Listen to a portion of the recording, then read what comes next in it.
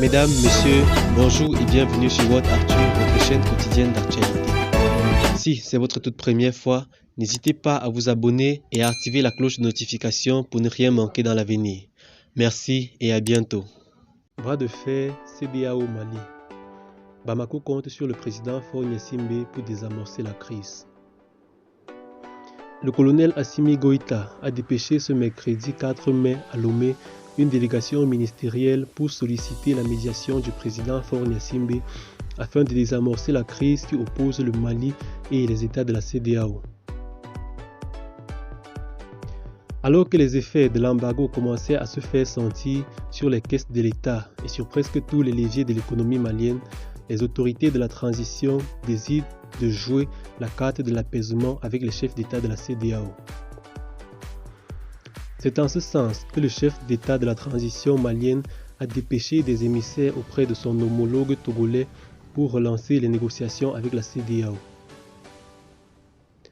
Lors de mon séjour à Lomé, nous avons sollicité la facilitation du Togo auprès de la communauté internationale pour la recherche de solutions à la crise malienne, a tweeté le ministre des Affaires étrangères Abdoulaye Diop, qui conduisait la mission malienne à Lomé, accompagné de 2 autres membres du gouvernement de transition. Sans pourtant l'exprimer publiquement, certaines sources affirment que Bamako aurait demandé à Faure Gnassingbé de jouer le rôle de médiateur auprès de la CEDEAO pour parvenir à un accord.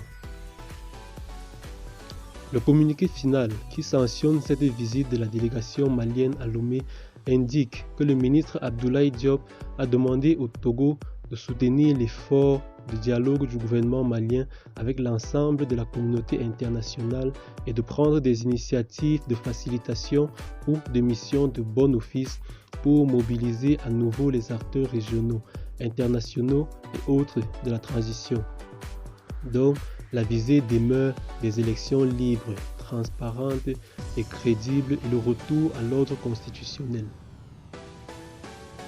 La partie togolaise, représentée par Robert Dussé, a, selon le communiqué, réaffirmé la disponibilité du gouvernement togolais à accompagner le Mali pour un retour à l'ordre constitutionnel.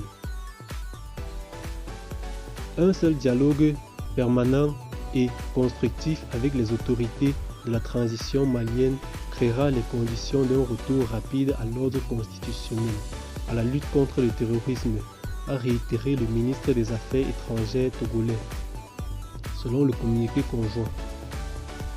En outre, Bamako et Lomé ont signé les liens de dépendance et d'indépendance entre leurs économies respectives, dans un contexte économique mondial marqué par les difficultés. C'est pourquoi les deux parties ont, lors de cette entrevue, relevé la nécessité d'œuvrer à la constitution d'un consensus avec la CEDEAO devant conduire à la levée des sanctions qui affectent les populations. 5 mois après l'embargo de la CEDEAO et de l'UEMOA, le Mali serait résolu à trouver une solution avec ses voisins.